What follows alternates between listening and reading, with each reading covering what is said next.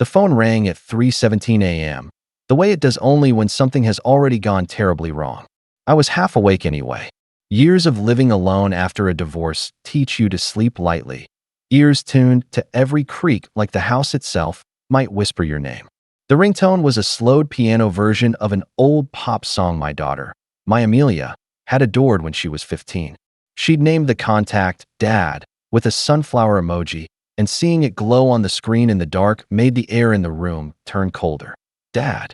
Her voice cracked through the receiver in a trembling whisper. I'm at the police station. Gavin, he beat me. He's saying I attacked him. They believe him. A line like ice slid down my spine. I was already pulling on my jeans, trying to keep my hands steady. Amelia, don't say another word until I get there. I'm coming. There's blood on my hoodie, she whispered. Please, hurry.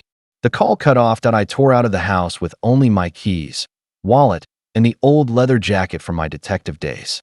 It smelled faintly of gun oil and bad memories, things I'd thought I left behind when I retired. The drive to the precinct took 23 minutes, but each red light felt like a personal insult. The streets were empty except for the occasional shadow stretching under the moon. The whole night feeling like it was bracing itself for impact. The station. Harsh fluorescent light bled onto the wet pavement. Inside, the smell of burnt coffee and old bleach hit me like déjà vu. The desk sergeant recognized me. Martin Hale, retired detective, and didn't even question why I barreled in like a storm. She just nodded toward the holding area with pity in her eyes. Amelia sat on a cold metal bench, one wrist zip-tied to the rail. Her cheek was swollen, purple spreading across her face like spilled ink. Her hoodie, the navy blue one she'd stolen from me last summer, was torn and stained dark around the collar. She looked so small, her shoulders hunched, her eyes wide and glistening under the harsh lights. Across the room stood Gavin Rourke, 6'2", expensive haircut, posture rehearsed to look helpless. His lip was split, but shallow. A scratch ran along his jaw, more dramatic than dangerous. I'd never trusted that man. He'd married my ex-wife, Laura, for years earlier, sweeping in with his polished smiles and promises. I tried to believe he was good for them. But deep down, something in him always felt off, like he was wearing humanity like a borrowed suit. A young officer, Officer Hayes, walked up to me, pale as paper. Mr. Hale, sir. I didn't know. Didn't know who I was, or whose daughter she was. Either way, he was already shaking. I demanded they cut the zip tie. Hayes hesitated, but Sergeant Ibarra stepped forward, sliced it open with a practiced hand. Amelia ran straight into my arms, trembling so hard I felt it through my bones that finger-shaped bruises circled her upper arms. Blood crusted above her eyebrow. Her lip was torn. Her whole body felt fragile, like if I held her too tightly, she'd break. Gavin cleared his throat. She came at me with a knife, he said smoothly. I was defending myself. Look at my face. Amelia's voice cracked. He grabbed me by the hair, Dad. Slammed my face into the counter. I never touched a knife. Hayes motioned me into a hallway, voice dropping. Sir? Her phone recorded the whole thing. Audio. She must have hit record when she called 911. It doesn't match Gavin's statement at all. He said it like a confession. Then he added, almost whispered, and the 911 call. She begged for help. Then there was a crash and a scream. The timestamp contradicts everything Gavin claimed. When they'd pulled up Gavin's background, the weeds came up fast. 2 sealed juvenile cases, 3 domestic complaints in other states. 1 ex-girlfriend who dropped charges. And then the kicker, his brother. Dex Rourke was someone I'd put away 15 years ago. Dex had threatened revenge on me right in the courtroom. Suddenly, everything clicked into place with a sickening snap. The security footage was even worse. Gavin dragging Amelia into the apartment at 11:42 p.m., no knife in her hand. Lights going out. Her stumbling out minutes later, bleeding.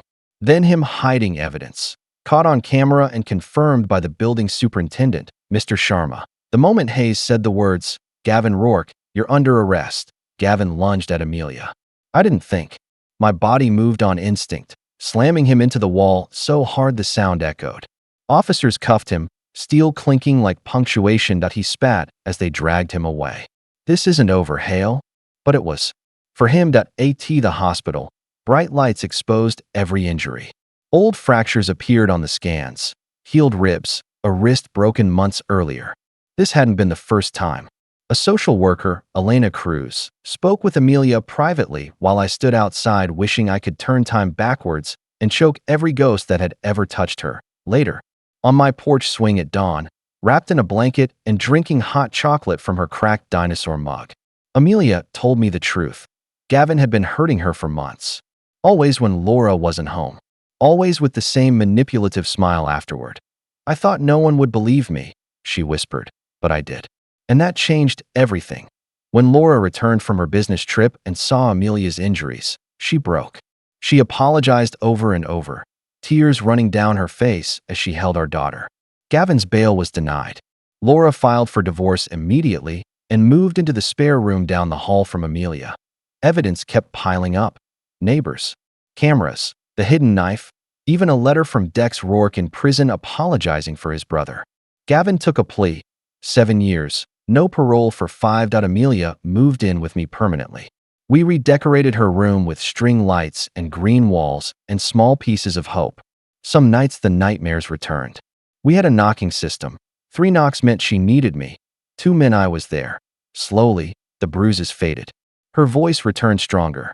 She joined the debate team, got awards, spoke publicly about believing survivors. The police department launched a new domestic violence protocol, named the Hale Protocol after our case. Even Officer Hayes came to thank her. His sister had escaped her own abusive situation because of Amelia's courage. Life rebuilt itself piece by piece. That on her 18th birthday, friends, neighbors, and even Sergeant Ibarra came to celebrate. At dusk, Amelia gave me a gift, a keychain with Hale Protocol engraved on the back. For the ones who believe us, she said that I clipped it to my keys that night. She graduated top of her class, interned at the DA's office under Monica Rivera, helped draft a bill for victim advocacy in schools. Laura started a support group for parents who missed the signs. Detective Hayes testified at City Hall, nervous as ever, but determined, and me, I showed up. Again and again. Because sometimes justice isn't a badge. Sometimes it's a father sitting on a porch swing at 3 a.m., telling his daughter she is believed. Sometimes it's a keychain that clicks softly in your hand. Sometimes it's a girl who survived teaching a city to listen. And sometimes, on the quietest nights, I look up at the stars and know that Amelia is out there, orbiting strong and bright, lighting the way for others, unbreakable, believed.